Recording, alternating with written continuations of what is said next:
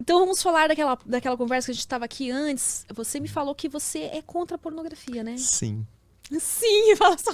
Sim. Meu, Me conta como que você era o chegou. único assunto que eu queria falar aqui hoje. Ah, Assim que eu falei, mano, eu é. preciso falar sobre isso. Então, Porque eu acho que pode falar foi bastante uma palavrão? armadilha, né, Paulo? Foi, Foi uma foi. armadilha. Essa é a nossa revolução. Eu tenho certeza que todos os punheteiros assistem este É, deve ter muitos punheteiros podcast. assistindo aqui. Com certeza. Então agora eu vou, né, explicar algumas coisas pra vocês que eu descobri.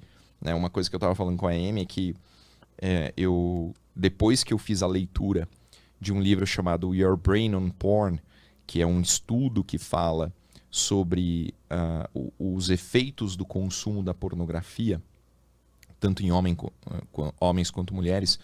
Depois que eu li esse livro, eu mudei. Né? Mas eu nunca falei para as pessoas que eu consumia pornografia. Né? A primeira Playboy que eu comprei foi a Playboy da Feiticeira. Nossa, Né? E eu lembro lembro da assim Feiticeira. perfeitamente aquela capa rosa, ela num cenário meio Oriente Médio, assim, tinha uma romã no meio lá, eu não lembro exatamente qual que era o papel da romã. Mas isso, né, eu consumi pornografia, né? Eu tinha Playboy, tinha revistinhas e tudo mais. Mas a pornografia por vídeo, ela só chegou na minha casa depois que eu tivesse essa internet, com 18 anos de idade.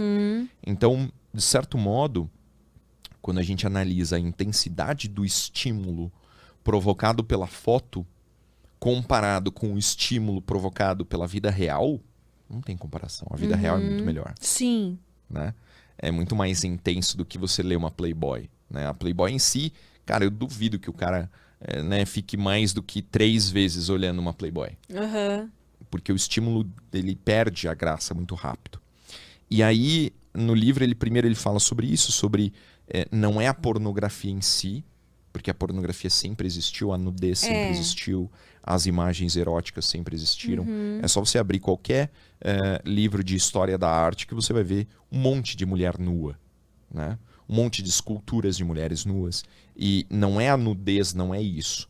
Mas o que a nossa geração tem de diferente, que é o que realmente está estragando o cérebro dos jovens, né, e dos adultos também, é a multiplicidade de estímulos, a velocidade em que o estímulo é alternado e a intensidade desse estímulo. Né?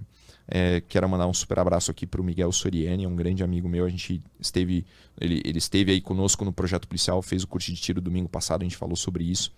E ele fala, ele trabalha muito com o vício da pornografia, e ele fala que a intensidade do estímulo é tão grande que faz com que os homens percam o contato com a realidade sexual. Então, com o consumo da pornografia e a masturbação, tem um momento em que o cara não vê mais prazer e satisfação em ter uma mulher. Ou ter uma mulher ter um homem. Mas aí é o ponto do vício, né? Não, aí já é o ponto que estragou a cabeça. Já passou do... Já passou do ponto do vício. Entendi. O vício é quando você começa a consumir e aquilo começa a te estimular mais do que a vida real. Mas os efeitos são muito sérios. Né? Então o cara ele não consegue mais alcançar o orgasmo com um homem e uma mulher. Aí tem que ter 2 mulheres e um homem. Né? Ele sobe o nível. Aí ele se acostuma com aquele nível de estímulo, ele sobe o nível. 2 homens e 2 mulheres. Mais alguma outra coisa radical, mais alguma outra coisa radical. E, o cara deu ali 6 meses, 1 ano, o cara tá consumindo pornografia absolutamente bizarra. Mas isso não acontece com todo mundo, né? Eu não sei. Não aconteceu com você. Não, eu sei que... Tá, tudo bem, tem essa parte importante que você falou. Você começou a ter contato com isso só a partir dos 18 anos. E eu concordo que antes dos 18 anos não é. Tanto é que eu, como eu falei pra você aqui nos bastidores, apesar de trabalhar com isso, eu não assistia filmes.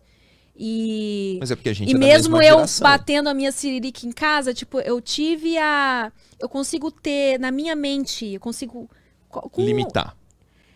Não, eu consigo ter fantasias na minha própria mente sem precisar estar olhando pra algo. Eu acho que isso faz falta.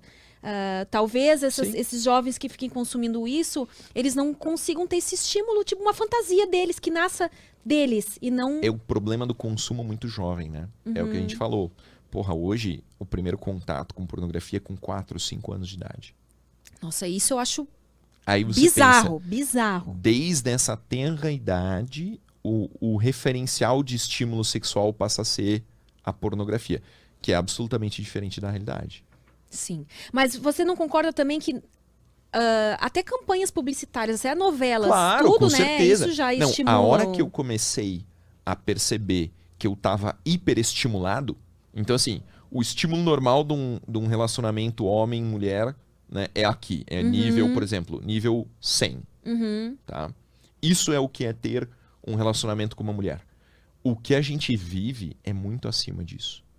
Então a gente está o tempo todo no Instagram. Pode abrir o seu Instagram agora que vai ter coisas sexualizadas. Vai ter mulher com corpo escultural, homem com corpo escultural. Mas isso é o que mais tem. Mas não era assim. Cara, não. Se você pensar agora, né, como era a feiticeira. Pensa na feiticeira. Mas como era lá naquela Playboy. Corpo saradão. Se você abrir a Playboy dela agora, você vai achar ela normal. Eu juro por Deus. Normal o quê? Esse tipo uma mulher normal hoje em dia.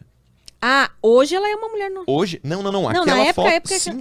Se você olhar hoje, comparar ela hoje... Eu tenho a imagem que ela tinha o abdômen definidinho. Mas a imagem que eu tinha na minha cabeça era de uma mulher super gostosona. Super voluptuosa. Então, mas se você olhar hoje e você olhar o que existe na internet, no dia a dia, no Instagram, nas academias, são mulheres muito mais voluptuosas. Não tinha preenchimento de lábio. Isso é verdade. Não tinha silicone na bunda. Mulherada não tomava tanta bomba quanto toma hoje pra ficar com colchona, bundão, até porque ainda não se queria, né? Até hoje ainda tem mulheres que entram na academia e falam, então eu não quero ficar muito forte e tal. Mas a coisa foi intensificando tanto, né, que o padrão de mulher gostosa mudou muito. Eu vejo, por exemplo, como é que é o nome da mulher do Belo? A Graciane Barbosa. Graciane Barbosa. Eu olhar ela me dá medo. Sabe? Eu não consigo achar que aquilo é um corpo feminino. Mas isso tá mudando também, sabia? A gente tá tentando voltar um pouco mais pra... Tem mulher que tá tirando silicone. Exato. Isso faz sentido. Né? Tá tendo um retrocesso. Tá tentando voltar pro estímulo 100. Né? Então você abre Instagram, você abre YouTube, você vê televisão, novela, não sei o quê. O estímulo é sempre muito intenso o tempo todo. Quantas vezes você vê pessoas nuas no seu dia, ou seminuas, ou insinuantes, ou sexualizadas? É muito intenso.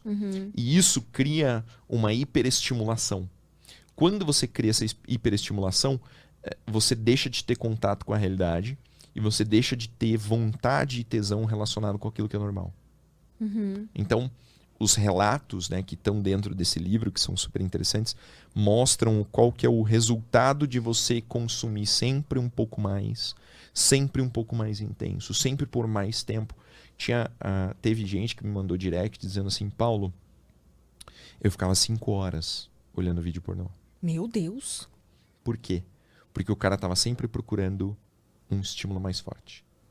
Então, mas aí, Paulo, é aquilo que eu acredito que tem como consumir sem se viciar.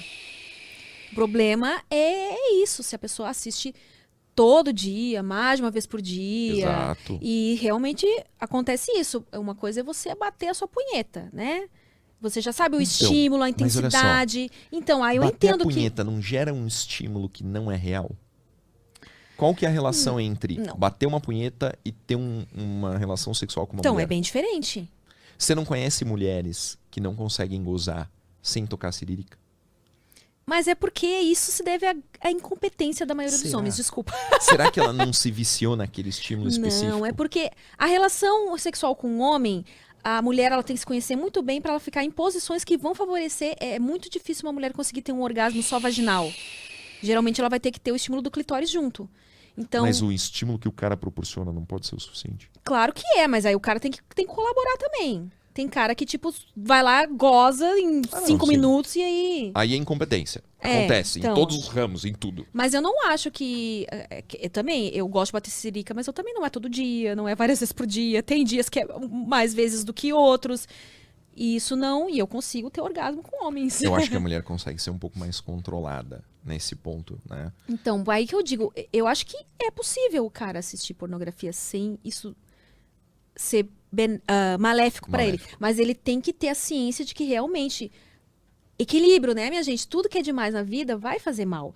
Que é que a sua punheta, você tem uma pressão que você bate, que a vagina da mulher, nem que ela faça pompoarismo, ela não vai atingir aquela pressão, a mesma velocidade. Tá vendo? Né? Você não, já eu sei, eu tenho entendimento. Você tem a noção correta. Mas eu sempre falo, mesmo pra quem me segue, cara, tudo que é demais faz mal. Eu também, e eu já, na webcam, eu já entrei em contato com caras que chegaram nesse vício de querer sempre uma coisa mais bizarra por isso, porque eles começaram a assistir desde muito cedo, então coisas normais já não incitam mais eles.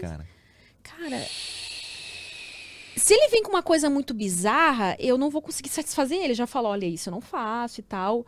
E eu não sei se ele quer ouvir de mim. Já te pediu. Coisa bizarra que eu neguei é entrar na fantasia dele de pedofilia. Puta que pariu. Ou de incesto. Isso eu não faço. Não entro na onda de tipo assim. Se ele começa a me contar, então eu tenho um desejo por uma sobrinha minha, eu já, cara, puta que pariu. Sai fora, aqui não é o lugar. Isso aí tá errado. Não, eu não estimulo isso de forma alguma. Aí tem os caras que começam a procurar coisa, tipo, uns fetiches assim, agora eu não sei se isso tem a ver com a quantidade de pornô que ele assiste ou se é uma coisa que tem a ver mais com já é uma psicológico. Parafilia. É, parafilia, que tipo, fetiche com cocô, essas coisas. Coprofilia, não é? Eu nem sei como é que é o nome disso, mas é que o termo pornográfico é scatting. Na medicina legal a gente estuda as parafilias. E é super legal. Porque todas elas têm um nome. E é muito difícil de memorizar tudo, um nome estranho, né? É tipo dolismo, né? Que é a atração sexual por bonecas, né? Por manequins. Tem nome pra tudo. Eu não vou saber de cabeça aqui, né? Mas tem atração sexual por balões. Tem. Isso aí é coisa que é de boas fazer na webcam. Você já encontrou isso? Eu conheço uma amiga que o cara pagou um valor pra ela comprar vários balões lá e ficar... Caralho. A bola do Kiko, sabe aquela bola do Kiko? Sei. Então, tem um cara que tinha fetiche por isso, essa minha amiga aí. Nossa, ele pediu pra ela comprar uma bola daquela e ficar sentando na bola e estourar a bola com as unhas. Isso, exato. Tá vendo? Pra que medicina legal se você pode aprender ao vivo? Caralho. Tem. Esses aí eu acho de leve, Mas a questão de... Já veio um cara conversar comigo e falar, então, eu já assisti, tipo, o normal eu não procuro mais um pornô e só um homem e uma mulher pra assistir. Tem que ser um bagulho assim, cabuloso, louco, né? Esse é o problema. Então, esse cara, ele estragou a sexualidade dele. Mas tem volta. Dificilmente... Essa então, é boa tem notícia. volta. Porque o que eu vejo muito também é que muitos caras assistem... meio que por comodismo. Porque é difícil, o cara já não vai atrás de um relacionamento e tal, não sei o que. Eles entram nesse comodismo de tipo assim, não vou me arriscar a levar um fora. Ou então, minha mulher não tem, o relacionamento não tá bom, vou me afundar na pornografia. Né?